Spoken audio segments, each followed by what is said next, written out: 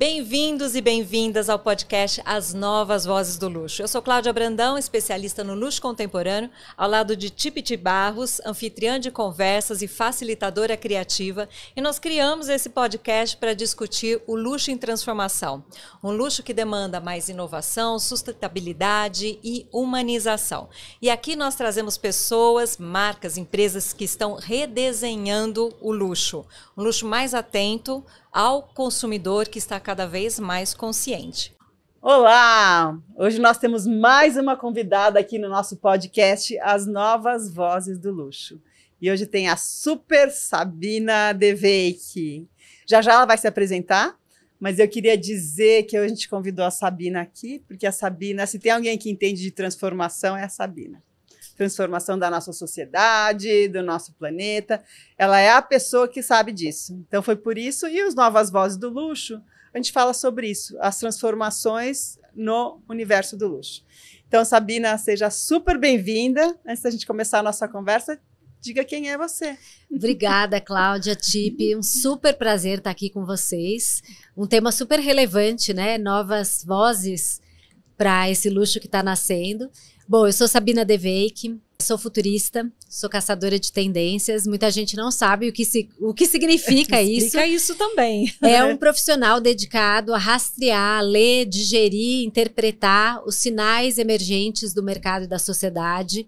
A gente entendeu o chamado Zeitgeist, que é o espírito do tempo, para que a gente possa se preparar para esses futuros que muitas vezes já estão presentificados. A gente tem muitos sinais do que está acontecendo agora no presente e a gente pode se preparar melhor para o futuro e, inclusive, criar novos cenários para esses futuros, né? Porque futuro não é no singular, é sempre no plural, porque o futuro é um lugar que não existe, é um lugar que a gente pode criar a partir das nossas escolhas aqui e agora. Então é importante a gente trazer essas visões para quem tem o poder da caneta, o poder de transformar, para que a gente possa criar futuros mais conscientes, mais plurais, mais equitativos e mais desejáveis e com mais qualidade e mais felicidade para todos nós. Então, como a Tipi falou, é isso que eu gosto de fazer. Trabalhar com transformação através da comunicação, através dessa visão plural. Minha grande paixão é comportamento humano.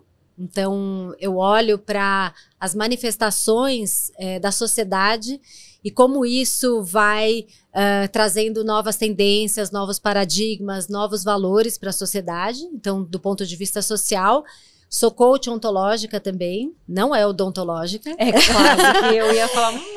Ontos significa ser humano e é uma forma de ver o ser humano a partir de corpo, emoção e linguagem. Então, também trabalho com transformação de pessoas em transição de vida, de carreira. Na verdade, não existe essa separação. Tá todo mundo transitando o tempo inteiro, né? Ainda mais agora. Então, eu olho para o comportamento humano, seja do ponto de vista social, seja do ponto de vista individual. Então, para mim, completou o prisma, né? Que é olhar essa moeda dos dois lados e uma vai alimentando a outra. E eu acredito no poder de transformação através das pessoas. Para mim, as pessoas são a chave da transformação. Ser, né? Sempre. Nossa, a gente já chacoalhou um tanto de coisa. Quando você falou, existem vários futuros, eu já parei e falei... Nossa, faz total sentido isso, já parei ali, não, muita coisa. Então, quem estiver nos acompanhando aqui, anota, senta, respira fundo, que vai ser uma conversa muito boa e necessária, necessária. Além de caçadora de tendências, coach ontológica, ela também é professora da Fundação Dom Cabral, é palestrante e já palestrou, inclusive, nós fomos juntas, fomos speakers no SXSW, um dos maiores festivais de inovação. Acho que é o maior, né, Sabina? Do mundo. Então, ela é uma frequentadora e speaker em festivais de inovação. Então, eu queria, assim, dar um tiquinho para a gente. Por que você acha tão importante frequentar esses festivais? Por que é importante para a sua profissão? E também, por que a gente deve frequentar esses festivais? Porque, festival de inovação, tecnologia e criatividade não é para mim. Eu acho que é para todo mundo. Eu acho que não é só para minha profissão, é claro que para minha profissão é uma ferramenta de trabalho, mas eu acho que é para todo mundo. Um festival de inovação, de criatividade, de cultura, de tecnologia abre, expande os seus horizontes. Você começa a ouvir novas vozes, novas pessoas, novas perspectivas. É um lugar onde você compreende o que está acontecendo na sociedade, das grandes transformações. Muitas vezes você antecipa transformações, você escuta coisas lá que vão acontecer em futuros, muitas vezes a curto, médio e às vezes a longo prazo. Então, por exemplo, no SXSW, nos últimos 2 anos, tem uma trilha de psicodélicos, a revolução dos psicodélicos. E a gente fala, mas o que isso tem a ver com o que a gente está vivendo na sociedade? Tem tudo a ver porque os psicodélicos são uma nova ferramenta para tratamento de saúde mental. Então, por mais que hoje a gente ache que está longe dos negócios, provavelmente lá na frente a gente vai ver um grande impacto nos negócios e talvez a gente esteja falando isso de uma maneira muito mais próxima. Então, você vai capturando esses futuros muitas vezes que ainda não estão visíveis. É um lugar também que eu acho muito importante, uma das coisas mais importantes, é um lugar de encontro de pessoas. Acho que numa era super digital, onde as pessoas estão cada vez mais nas telas, e ainda mais depois da pandemia, tem uma importância muito maior você estar com as pessoas. Então, você encontra pessoas na fila do banheiro, sentado ali no auditório, você faz conexões que são muito legais e as pessoas estão abertas lá. Então, para isso. Então, as coisas mais interessantes que ficam depois do festival, além de, enfim, toda a informação, conteúdo, mas o que fica de mais legal são as experiências que você vive lá e as conexões com as pessoas. Então, eu acho que antecipa o futuro, você amplia a sua visão, captura repertório, entende o nosso espírito do tempo, faz conexões reais com as pessoas e você volta modificada. Quando eu voltei agora do SXSW, no final de março, eu digo que a gente parece que a gente entra numa cápsula do futuro, e aí quando a gente chega, demora um tempo até a gente se reacomodar. Eu fiquei, assim, semanas, até nos meus sonhos, sonhando com as coisas que eu vi e ouvi. Nossa. E depois leva um tempo até decantar, até você conectar os pontos. Até agora está reverberando coisas que eu escutei lá e que, de repente, você olha alguma outra coisa e fala, agora fez sentido, sabe? Então acho que é importante para todo mundo. Claro que para mim a profissão é extremamente importante, porque é meu material de trabalho, tá à frente, um pouquinho à frente, entender esses futuros, mas eu acho que para todo mundo é super importante. Acabei de voltar também do Web Summit. Fui palestrar na Arena Senac Rio de Janeiro, que foi super interessante também. Tem um formato diferente o Web Summit, mas é tão interessante quanto. Muito bom. E você falou dessa questão, né, de voltar para o presente, que você fica muito imersa no futuro. E eu imagino que deve ser realmente uma agitação enorme, porque você começa a conectar com o presente, tudo que você já viu, e, como você disse, tudo passa a fazer sentido, né? E aí, falando também de SXSW, nesse ano, 2025, o painel de abertura foi com uma cientista social, a Kesley Killam, e ela trouxe o tema da saúde social, né? A saúde mental, a questão de bem-estar, todo mundo já entendeu a importância, vem discutindo. Agora, explica pra gente o que é essa questão da saúde social e como que isso impacta o nosso contexto, a nossa sociedade. Primeiro, eu acho importante dizer que toda palestra de abertura no South by Southwest é uma palestra que dá o tom do festival. E foi uma palestra que reverberou muito em todas as pessoas. Talvez foi o tema mais comentado do SXSW desse ano. A Kesley Killam é uma cientista social e ela falou sobre a importância de a gente conectar um outro pilar da saúde. Normalmente a gente entende a saúde como saúde física e saúde mental. E saúde mental tem se desfeito esse tabu, que era um tabu, né? Faz pouco tempo era um grande tabu. E agora a gente está desfazendo esse tabu nas empresas, principalmente nas grandes organizações, e falando sobre o tema. Existe já uma lei, né, conectando a saúde mental. Então, a gente costumava olhar para a saúde através de 2 pilares, mas é como se fosse um templo. Tem um terceiro pilar que está faltando, que é o pilar da saúde social. A saúde social é a saúde dos nossos relacionamentos, a saúde das nossas conexões, a saúde da nossa comunidade, da forma como a gente interage com a nossa comunidade. E no mundo onde a gente está cada vez mais nas telas, digital, de avanços de inteligência artificial, exponenciais, computação quântica, robótica, realidades imersivas, realidades virtuais, provavelmente a gente vai ficar cada vez mais isolado. Então, o que ela traz é a importância da gente olhar intencionalmente para a saúde dos nossos relacionamentos. E tem muitas pesquisas que mostram que as pessoas que têm uma saúde social melhor, 50% dessas pessoas têm uma probabilidade menor de morrer mais cedo. Então, inclusive, esse tema da saúde social tem a ver com a longevidade, com o quanto a gente vai viver e a qualidade de como a gente vai viver. Então, ela diz que o que é a saúde mental hoje, que já está dentro das empresas, será a saúde social daqui 10, 15 anos. E eu talvez ouso dizer que vai ser antes. Então, as pessoas, as empresas que intencionalmente colocarem rituais de conexão, intencionalmente colocarem as pessoas para conversarem, para criarem essas conexões verdadeiras, são empresas que vão sair na frente e vão estar numa vantagem competitiva daqui para frente. Então, é super importante a gente olhar para esse tema. Entender momento e já olhando para o que está vindo, né?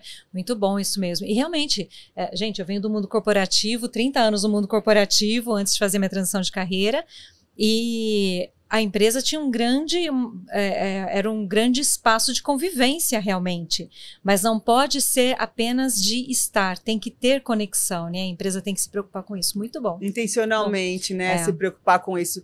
Sabina, tem aquele estudo do Edelman Trust Barometer, né? O quanto as pessoas hoje em dia confiam mais nas empresas do que na imprensa, do que nas ONGs e no governo. Sim. Então eu vejo aí uma oportunidade gigante para as empresas entenderem que elas podem ser protagonistas nessa questão também da saúde social. E elas têm ferramentas, a gente tem ferramentas hoje em dia, né, para criar comunidades, tem algumas que já vêm fazendo isso muito bem. Então, eu queria que você falasse um pouco essa história sobre criar comunidades, porque quando a gente fala que é cuidar da saúde social, a gente imagina, vou fazer encontros, vou fazer eventos, também, mas a gente está numa era digital. Então, você também deve criar comunidades digitais, já tem empresas fazendo isso, Sim. né? Então, você vê conexão isso entre uma necessidade, porque a saúde social passou a ser uma necessidade, com uma oportunidade. Você vê essa relação? Sim, você falou sobre essa questão da perda da confiança, né? A gente está num momento de grande perda de confiança nas grandes instituições. Governo, mídia, né? A gente está numa total desconfiança.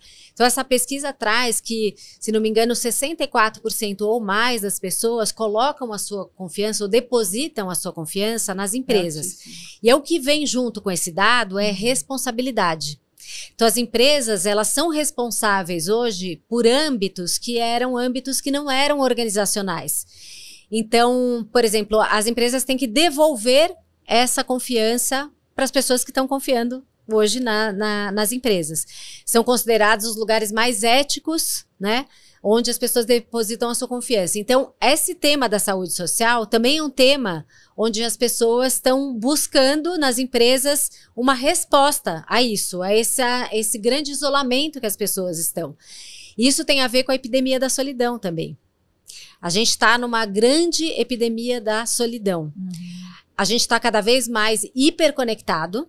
Temos milhões de amigos no Instagram, TikTok, e cada vez estamos mais nas telas, mas estamos cada vez mais sós. A Esther Perel até fala assim, olha, a gente está tão desconectado, né, hiperconectado, mas desconectado, que quando a gente vai viajar, a gente não tem alguém para pedir, para dar comida para o nosso gato. Né? E ela diz que a gente vive não só uma era de inteligência artificial, mas de intimidades artificiais.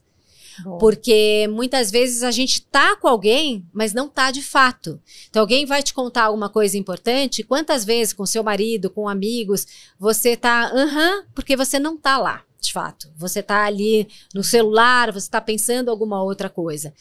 Então eu acho que as empresas têm uma oportunidade muito grande de resgatar através das comunidades. E as comunidades, elas têm que ser autênticas. A gente fala, né, no Radar Antifrágil, tipo um projeto que a gente tem juntas, que é o propósito alinhado com as ações. Então, não adianta mais só o storytelling, aquilo que você tem como discurso. Você precisa de story doing. Você precisa, a sua narrativa tem que estar coerente com as suas ações. Sim. Porque as pessoas percebem hoje aquilo que é só uma ação de marketing. Então, uma comunidade, ela pode ser simplesmente uma ação de marketing de uma marca, de uma empresa. Então, precisa ser de verdade, autêntico, e você precisa trocar. Quer dizer, você pode até ter dados, você pode ter repertório através dessa comunidade, mas você precisa dar para essa comunidade, você precisa ter uma troca justa. Porque, inclusive, os consumidores hoje e as pessoas estão super desconfiadas de como as empresas estão usando os nossos dados. Então, a gente precisa, tudo bem, usar os dados, mas o que eu estou dando de volta, né, para essas pessoas? Então, precisa ser autêntico, precisa ter cocriação, né? O que você quer? Né? Como é que você quer que eu te trate? O que você precisa? Então, acho que precisa ter uma troca autêntica. E eu acho que se isso acontecer, as comunidades são grandes hubs de pertencimento. As pessoas estão desesperadas por pertencer a algo, por fazer parte de algo que tem os mesmos valores, os teus mesmos valores, as tuas mesmas crenças. Então, eu acho que tem uma oportunidade enorme de criar comunidades autênticas, rituais, para que as pessoas se conectem de verdade, com presença e trocando. Uau, quanta coisa aí, Sabina. Até me deu saudade da minha infância, onde eu brincava com as pessoas da rua, que era tão simples, né?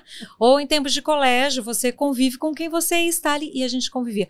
Eu vi esses dias que nós somos a última geração que entende o que é ter paciência, esperar, porque nós esperamos para a música tocar no rádio, a música que a gente queria e não estava disponível a qualquer momento, o programa de TV. Então nós somos meio que a última geração que sabe o que é ter paciência. Mas olha só, você falou da solidão, você falou da hiperconectividade, nós sabemos que a polarização hoje é gigante. Qual o efeito de tudo isso na nossa vida, na nossa saúde, para o ser humano? Eu acho que a gente está numa sociedade muito ansiosa. Eu acho que a gente tem muitos sintomas da nossa sociedade, que tem conflitos armados, desastres ambientais, cada vez climas extremos, desastres ambientais. A gente tem polarização social. A gente tem avanços exponenciais da tecnologia, só que o processo humano, ele não é igual ao processo de desenvolvimento das tecnologias. Tecnologia exponencial, o humano tem processo. A gente demora para mudar. Mudar a mentalidade, mudar qualquer coisa. Mudança é um processo muito difícil para o ser humano. Então, eu acho que a gente tem muitos sintomas acontecendo com a nossa sociedade que está pedindo por ajuda. Então, a gente tem índices de suicídio infantil. Então, a gente pergunta em que sociedade as crianças estão tirando a própria vida. A gente tem adolescentes extremamente deprimidos, tanto é que a adolescência, né, a série ficou super falada, e a gente, de quem é a responsabilidade, de quem é a culpa? Não tem, é a escola, mas também é a família que está desconectada dos adolescentes, o próprio adolescente está desconectado dele mesmo. Então a gente tem índices de burnout, né? E aí a gente olha para o mundo do trabalho e a gente tem que se perguntar: o que é que o mundo do trabalho está produzindo nas pessoas, que está produzindo seres esgotados emocionalmente, mentalmente, fisicamente? O que significa essa produtividade tóxica? O que precisa mudar dentro do sistema do trabalho? A gente já tem comportamentos, por exemplo, das gerações mais jovens, que é a ansiedade climática, que é uma ansiedade de não saber se vai existir o amanhã, o planeta. Se vai existir um planeta para eles existirem. Pensa você que nós somos mais ou menos da mesma idade. Sei lá, eu quando eu tinha meus 17, 18 anos, eu estava preocupada em terminar a faculdade, fazer um estágio, começar a trabalhar e tal. Isso não passava na nossa cabeça. Sim. Então, também tem que ter um olhar, eu acho que mais empático com as gerações, com as novas gerações. Ouvir mais. Né? E a gente sempre, principalmente as lideranças mais velhas criticam muito as novas gerações. Mas não tem o poder de se frustrar, é muito mimimi. Mas a gente tem que entender qual o contexto de mundo que a gente está vivendo. Então, eu acho que a gente está num contexto muito fragmentado, extremamente fragmentado. A gente está desconectado de nós mesmos, estamos desconectados do outro. Então, a gente perdeu a capacidade de escuta, de diálogo, de empatia com o outro. E a gente perdeu o contato e a gente está numa fragmentação com o todo maior, que é o planeta. Então, por isso que a gente retira da natureza e não devolve mais. Então, agora a gente está como se fosse um colapso e todos esses sintomas estão dizendo assim, tem que mudar. A narrativa do mundo tem que mudar. Funcionou até certo ponto, que era a produtividade, o resultado a qualquer custo, mas o custo está sendo alto. Então, acho que tem muita coisa para a gente rever nessa narrativa de mundo, sabe? Eu vou fazer um adendo aqui, porque eu estava justamente trabalhando o tema narrativa com um grupo de mentorados que eu tenho. E a narrativa, ela é a construção vou trazer para a marca, né? A construção do universo da marca que dá significado a tudo que ela faz. Será que não é a questão de repensar antes da narrativa, repensar nosso próprio objetivo enquanto um ser humano vivendo aqui? Quer dizer, que tipo de vida você quer viver, né? Total. Até um determinado ponto, nós podemos fazer escolhas conscientes e falamos muito para empresários, empresas aqui, e, enfim, pessoas jurídicas, temos uma responsabilidade de impactar também esses valores para que as pessoas também possam viver melhor, certo? Então, eu acho que as novas gerações, de alguma forma, elas estão trazendo, né, essas novas narrativas que incomodam muito. Sim. Então, uma das coisas principais, por exemplo, para a geração Z, no ambiente de trabalho, é ter um equilíbrio maior entre a vida pessoal e a vida profissional. Que era uma coisa impensável para a geração Baby Boomer ou até para a gente da geração X. Era assim, não discute, trabalha e a vida inteira no mesmo emprego e vai, né, e é isso. Só que eu acho que essa geração está pedindo, poxa, eu quero ser feliz.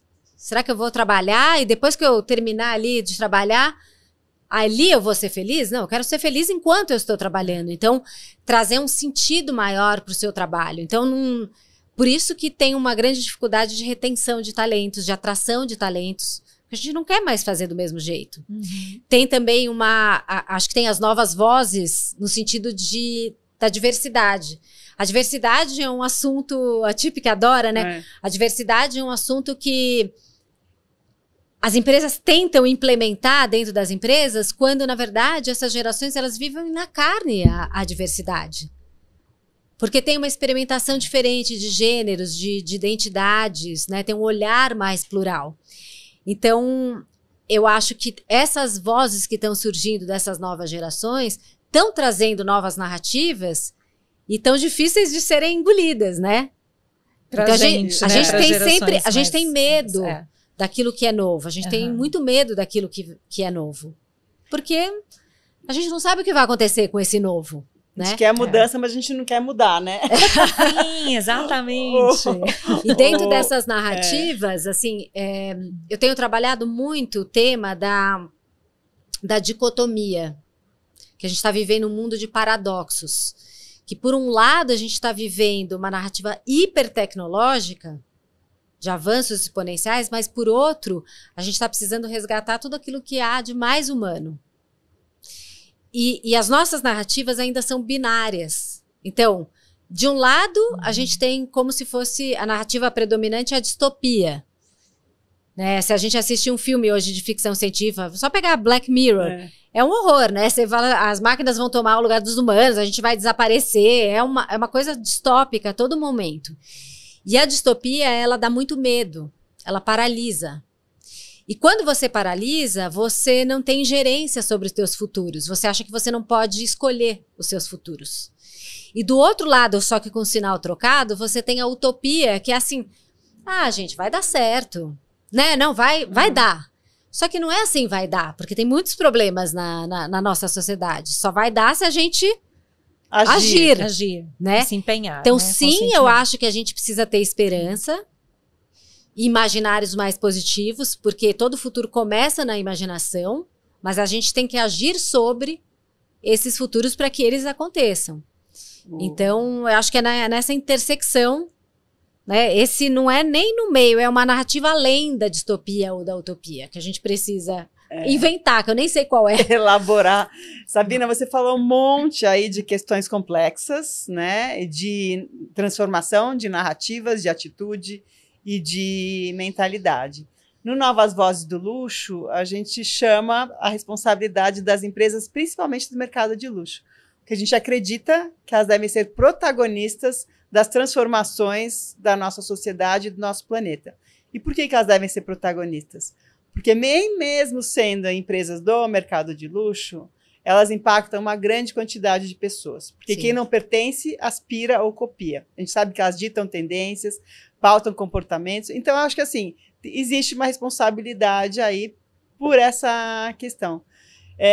Como você vê essa responsabilidade das empresas de luxo? Você acha que elas estão se conectando? Vamos olhar assim no macro, porque o luxo também vem sendo questionado, a gente tem milhões de questões aí referente ao luxo, né, atual, com essa questão da China, de cópias, mas a pergunta é essa daí, qual é o papel das empresas, do segmento, nesse mundo em transformação? Sua visão, né? Eu acho que durante muito tempo, o luxo, ele foi aspiracional. Então, excludente e aspiracional. E eu acho que agora existe uma nova... Eu acho que ainda estão se adaptando, talvez uma narrativa que seja mais inspiracional. Talvez seja ainda para poucos, mas que ela possa ser inspiracional. Maravilhoso. E não você aspirar ser algo que você nunca vai chegar lá.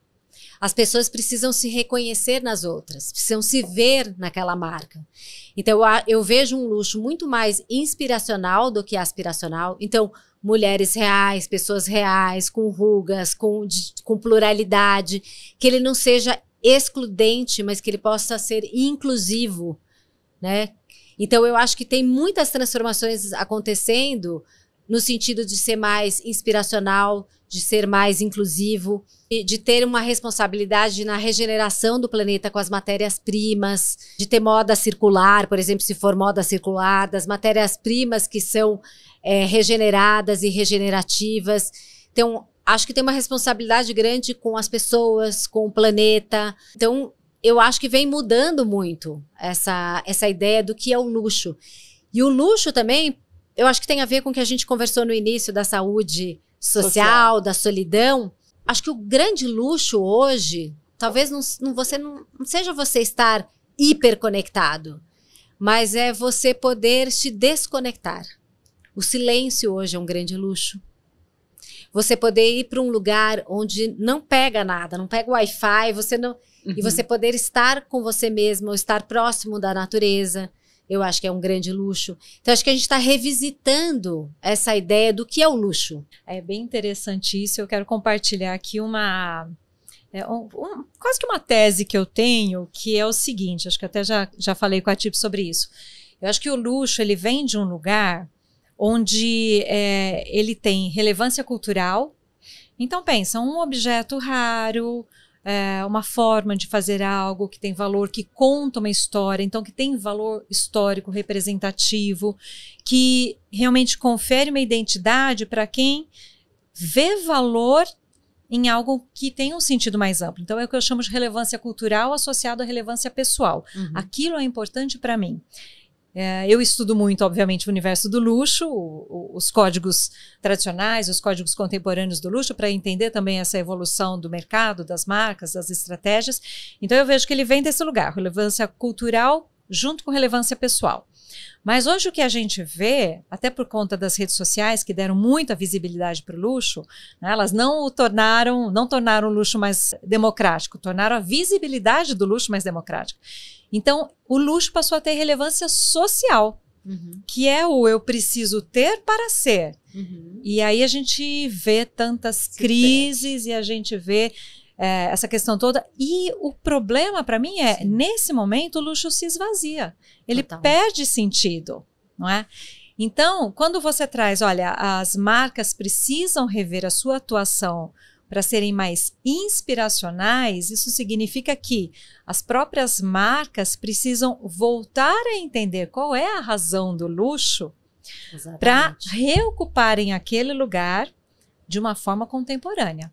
Porque a sociedade evoluiu e as empresas precisam evoluir também para atender esse momento, esse desejo. O luxo vem de atende a um desejo, atender esse desejo da sociedade. Agora, você falou, então hoje que as pessoas demandam o que é luxo, é o tempo, porque é raro e é escasso, é o silêncio, porque é raro e é escasso, a gente vive com isso daqui na mão. A presença. A presença, então. Mas você acha que as pessoas estão tendo consciência sobre aquilo que passou a ser importante para elas, falando em comportamento humano? Eu acho que uma parte, sabe? Eu acho que a gente está em diferentes níveis de consciência. Acho que tem pessoas que estão mais despertas e tem pessoas que estão menos despertas. Então, eu acho que tem pessoas que já perceberam isso e que estão buscando se conectar com a natureza, o silêncio, a presença, as relações significativas, o luxo que não é ostentação, né? Não é sobre ostentar, não é sobre ter para ser, mas é ser de fato. Então, acho que tem pessoas que estão despertas. Não sei se é a maioria, creio que não. Creio que ainda não é a maioria. Mas acho que são essas pessoas que vão puxando, né? E que vão despertando em outras pessoas até que isso vire mainstream. Espero que vire mainstream, né? Eu espero que vire mainstream consciente, né? Não apenas para... Porque a gente já teve um tempo em que ostentar um monte de logotipos era sinônimo de status, né? Talvez ainda seja para uma parcela, mas isso vem mudando, né? E eu acho que o luxo tem uma coisa interessante, porque os bens de luxo, muitas vezes, eles são duráveis. Então, eu acho que tem muito um diálogo agora com o planeta, porque a gente precisa de coisas que durem mais tempo, e não coisas que sejam efêmeras, porque isso tem a ver com a sustentabilidade, isso tem a ver com a regeneração do planeta. Então, um bem de luxo que possa perdurar no tempo é muito interessante hoje. Então, acho que esse simbólico do luxo, que tem a ver com a regeneração, eu acho que é muito interessante hoje. Você fazer pesquisas de novos materiais, você trazer essa ideia do luxo que dura, da artesanalidade, do saber fazer, do savoir-faire, daquilo que que só pode ser feito por você, porque tem tem um saber, uma sabedoria por trás daquilo que se faz, né? Então, aí vem o valor do luxo, né? Ainda mais numa era digital e de inteligência artificial, onde a gente vai homogeneizar muitos saberes, né? A gente vai fazer em grandes escalas coisas boas, né? Mas aquilo que tiver, assim, o caráter artesanal, feito à mão, ou com algum material que só tem ali, aquilo vai ser cada vez mais importante, vai ter um valor, né? Muito grande. Recebido essa habilidade única, né? Concordo totalmente. Que legal. O toque humano, né? O toque humano, E o luxo, ele é inovador por natureza. Sim. Né? Faz parte dos valores do luxo ser realmente inovador, trazer uma novidade. E a gente sempre defende, dentro do Novas Vozes, a gente mostra exemplos, cases de empresas que estão inovando, continuam nessa veia inovadora, mas com a questão da sustentabilidade, pensando nas pessoas, nas relações humanas, no planeta. Aliás, deixa eu só trazer aqui um case que você falou sobre comunidade, que eu acho ótimo esse case. A Nike vem numa queda, num declínio de vendas assim bem acentuado. Enquanto a gente vê o esporte crescendo, a intenção, né, de praticar o esporte, atividade física como bem-estar, né? E a gente vê uma empresa chamada On Running, uma empresa suíça crescendo muito. E é muito interessante porque a Nike sempre prezou pelo just do it. Vai lá e faz, sem desculpa. De qualquer jeito, de qualquer forma. Vai lá e faz. Né? Performance, né? E agora vem a On e fala, vamos fazer juntos. E assim, o crescimento é explosivo. Então, isso acho que ilustra poderoso, muito bem a demanda das pessoas, né, consciente ou inconsciente, o desejo das pessoas por essa conexão. É latente, realmente, isso. É latente. Eu acho que o que tem de mais importante hoje que está acontecendo é justamente, a gente está avançando exponencialmente nas tecnologias, mas a gente está num mundo carente emocionalmente. A gente está com carências e buracos emocionais enormes. Então, as marcas, elas também podem atender esses buracos, de alguma forma. Se elas perceberem de modo autêntico, responsável. Como responder a essa carência emocional. Responsável. Né? E eu acho que tem uma grande oportunidade aí. Sim, tem aquele case, eu não sei se é da Chanel, da Miu Miu, que fez um clube do livro, vocês viram isso? A Miu Miu. Sim. A Miu Miu fez um clube do livro para suas clientes, então é um momento para a gente se encontrar. Clube do livro, como a gente faz? Lê um livro, depois a gente vai lá conversar sobre o livro. Agora, que tipo de conexão você está gerando ali? Uma conexão profunda, porque a hora que você vai falar sobre um livro, você está falando sobre você, sobre seus sentimentos e tudo mais. Então, é um espaço em que a marca cria para que seus clientes se sintam pertencentes à marca e pertencentes ao grupo. E é saúde social. Sim. Porque você bota pessoas para conversarem, se relacionarem, e ali você cria uma noção de pertencimento muito interessante, né? É maravilhoso. E eu acho que as marcas de luxo têm feito muito isso, né? Elas têm criado experiências muito interessantes, né? Para além do seu produto. Sim. Né? Seja experiências de comida, de café, de viagens, né? Experiências sensoriais, né? Porque é sobre isso, é você criar experiências memoráveis para as pessoas, né? E eu vi também, já faz tempo que eu vi isso, eu achei muito legal, que quando você faz alguma coisa tão no automático, e a nossa rotina meio que entra no automático muitas vezes, você não consegue marcar o tempo. Quando você tem alguma atividade, uma experiência, etc., que você sente, que você realmente se sente conectado naquele momento, você se sente presente nesse momento, você consegue marcar o tempo. E isso tem muito valor para a nossa vivência. Muito bem, algo mais? Eu tenho mais uma pergunta aqui, ainda sobre os eventos de inovação. Você que participa de vários, você vê as empresas do segmento luxo presentes, tanto participando ali na audiência, quanto presentes no palco, trazendo inovações, trazendo alguma palavra, algum olhar diferente para uma atuação mais responsável?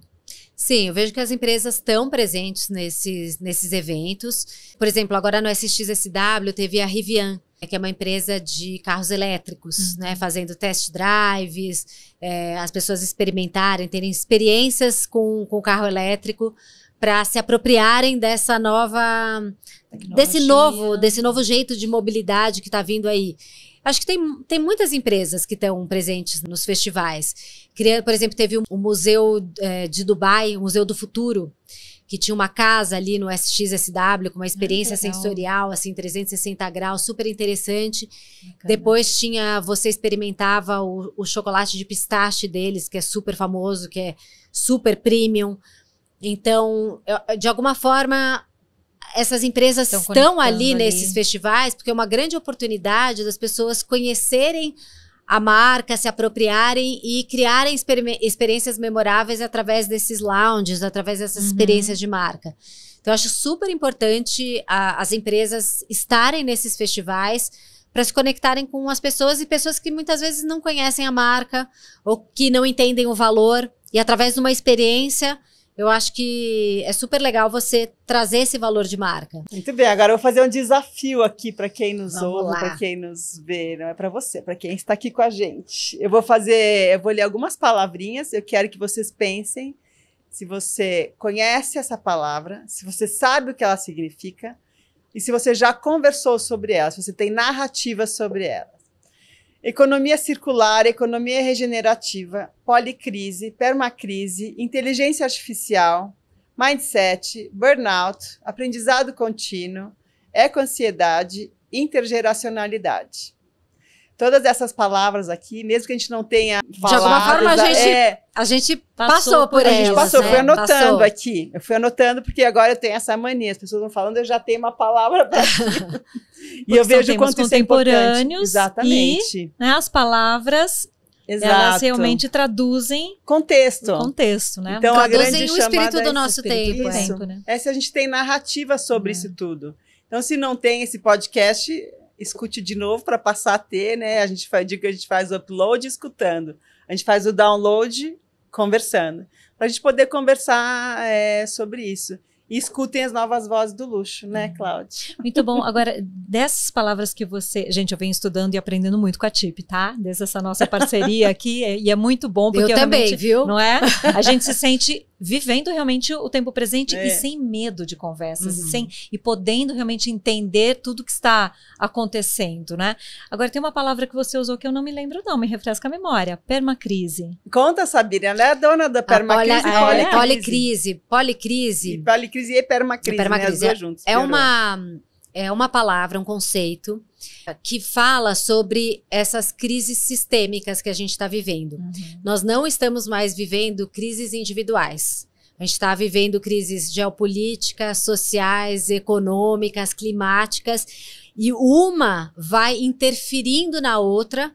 Os sistemas hospedeiros dessas crises individuais, elas estão interconectadas. Então, a soma fica muito maior do que uma só, né? Ela fica muito grande.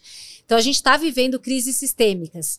Então, as consequências da pandemia reverberam, por exemplo, na recessão econômica, que reverberam na guerra, que reverberam na crise dos refugiados, que reverberam na sustentabilidade e assim por diante. Então, a gente tem crises que estão profundamente interconectadas.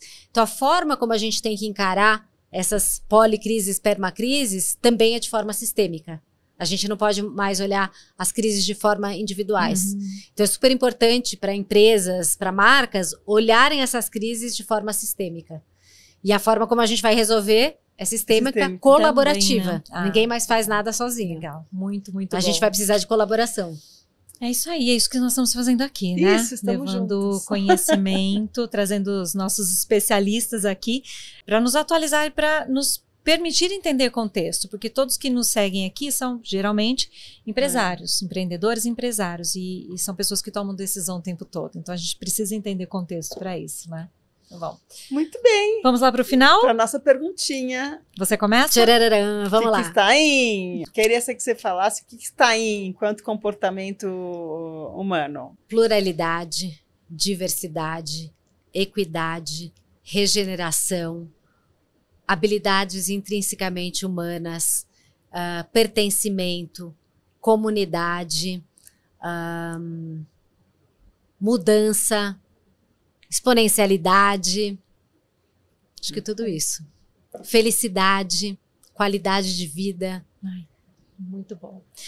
Agora, o contraponto, o que está out? O que a gente precisa até abandonar em termos de comportamento humano? Exclusão, aspiração, polarização. A gente tem que combater a polarização, a não diversidade. A gente sabe que teve um retrocesso muito grande, né, no tema da diversidade nos últimos tempos, mas se a gente quer construir futuros melhores, a gente precisa continuar falando dessa pauta.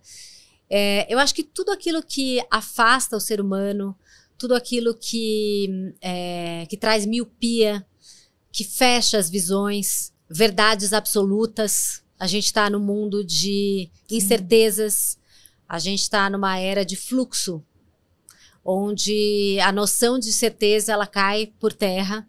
A gente está com as nossas habilidades em fluxo, com as nossas certezas em fluxo. Então, tudo aquilo que é muito fixo, sabe? Com verdades absolutas, cai por terra. O Francesco Moratti, que é com quem eu super aprendi também esse tema do futurismo, foi meu grande mestre ali atrás, quando eu trouxe a Future Concept Lab, que é um instituto de pesquisa de tendências e consultoria estratégica para o Brasil. Ele escreveu um livro que chama Modernidade Gasosa. Então, a gente não está mais só na modernidade líquida. A gente está numa modernidade tão efêmera, tão gasosa, que é isso, as nossas certezas, todas as nossas certezas, elas estão em xeque. E se a gente não puder rever as nossas certezas, a gente continua reproduzindo muitas vezes vieses inconscientes, né? Inclusive através da inteligência artificial, que ela pode ajudar a gente em várias coisas, mas inteligência artificial, primeiro, não sente, que é muito importante. Máquina não sente, gente. E inteligência artificial é baseada em dados pré-existentes. E os dados que são existentes, eles são, vêm de bases preconceituosas e discriminatórias. Então, a gente precisa de ser humano para que tenha ética e consciência, para que a gente possa melhorar os dados, e melhorar os dados é melhorar nossas ações, melhorar como a gente cria as nossas relações humanas, nossos ambientes de trabalho, as nossas contratações, as nossas escolhas, seja pessoais ou profissionais, para que, sim, a tecnologia possa expandir os humanos. Uau! Fechou com chave de ouro, maravilhoso. Sabina, maravilhosa. Sabina, passa suas redes sociais para quem quiser continuar te acompanhando e ouvindo mais sobre tudo isso. Vamos lá. Meu Instagram é @sabina.deweik. E no LinkedIn eu também estou como Sabina Deweik, Deweik. Eu adoro, eu vejo todo dia os stories e seu conteúdo, seu feed, porque sempre tem informação. E na hora eu já passo para Tip, olha isso daqui, que importante que a Sabina tempo eu todo. faço com muito carinho. Eu sei. E procuro combater um pouco o Instagram superficial. Então, se você entrar ali na minha página, é uma página que você consegue ler, que você consegue trazer um pouco de reflexão crítica, pensamento crítico, aprender uma coisa nova. Então, eu presto muita atenção no que eu estou trazendo, para que as pessoas possam não simplesmente estar vendo uma bobagem superficial, mas que possam levar alguma coisa para casa. Aliás, deixa eu reabrir aqui o podcast, que eu lembrei de mais uma coisa que você trouxe esses dias. Eu achei sensacional, até já trouxe para um conteúdo a questão da inovação crítica. Sim. Eu achei isso, assim, de uma clareza. Explica aqui um pouquinho. Cisne Vermelho. Então, eu me inspirei muito num artigo do Silvio Meira, que é do Porto Digital. Ele escreveu um artigo brilhante falando sobre os cisnes vermelhos. Primeiro, só para entender, os cisnes negros são eventos imprevisíveis, né, que a gente não consegue prever. E eles vêm de fora. Então, por exemplo, uma pandemia, né, é um cisne negro. Agora, um cisne vermelho, ele vem de dentro dos nossos sistemas, de nós mesmos. Então, por exemplo, quando a gente usa inteligência artificial sem ética e consciência, nós estamos criando cisnes vermelhos. Então, para que a gente possa melhorar a inovação, a gente precisa de pensamento crítico, principalmente numa era super tecnológica, como a gente está usando essas tecnologias. E ele fala muito que todo esse universo digital de inteligência artificial exponencial está criando cisnes vermelhos, né? Eventos imprevisíveis, mas que não vêm de fora, vêm de nós mesmos, por não termos ética, consciência e pensamento crítico com relação, principalmente às tecnologias, né? Então, eu acho que é extremamente importante a gente entender como a gente está usando tudo isso. Para quê? Muitas vezes a gente fala, agora eu preciso de inteligência artificial. Para quê? Será que é necessário? Como é que você está usando? Como é que você usa os dados? Quem está programando?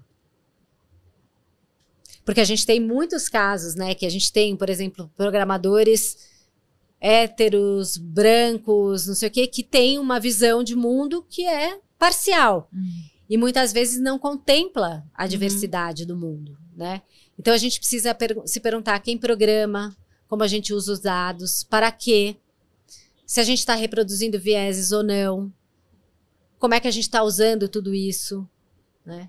Não só nas tecnologias, mas as tecnologias são um grande ponto de atenção, principalmente agora, porque a gente não tem só inteligência artificial. A gente está numa era de super ciclo tecnológico, onde a gente tem uma convergência de várias tecnologias. É IA conectada a sensores avançados, conectada à biotecnologia. Então, a gente tem avanços que podem ser incríveis para a humanidade, como, por exemplo, curas de doenças e etc. Mas a gente pode também editar nossos genes para, por exemplo, escolher se eu quero ser mais alto, se eu quero ter uma determinada cor de olho e tal. Então, as pessoas, por exemplo, que podem ter acesso a essa tecnologia, que chama CRISPR, que já existe, que é edição de genes, as pessoas que têm poder aquisitivo vão ficar super-humanos. E as pessoas que não têm poder aquisitivo vão ficar cada vez mais aquém. Então, a gente pode criar grandes gaps sociais se a gente não tem pensamento crítico. A gente pode... Nós estamos nos implodindo a nós mesmos. Então, os cisnes vermelhos são isso, né? Sem pensamento crítico, a gente que está criando nossos próprios problemas. E com isso, encerramos para você refletir bastante. Eu recomendo que quem nos ouve hoje, né, quem ouve esse podcast, ouça mais uma vez, porque para você fazer a sua lista de ações, reflexões, porque foi muito profundo. Mas, ó, eu não quero terminar com distopia, não, gente. Ó, se tem uma coisa que eu acredito... Vamos em alta. Se tem alguma coisa que eu acredito, é na esperança ativa, que eu falei um pouco aqui no começo. Que é esperançar, que é criar esperança para um mundo melhor, mas agir sobre esse mundo. Então, cada um, com os seus talentos, com aquilo que sabe te fazer melhor ao mundo, pode servir ao mundo para que a gente possa transformar. Você pode tocar uma pessoa, duas, uma comunidade, um número maior de pessoas? Façam. Então, os futuros começam com imaginação positiva e agindo sobre eles. Maravilhoso. Agora sim. Agora sim. Agora sim. Ótimo, Sabina. Muito obrigada. Bom, foi sensacional. Obrigada. Obrigada pelo convite.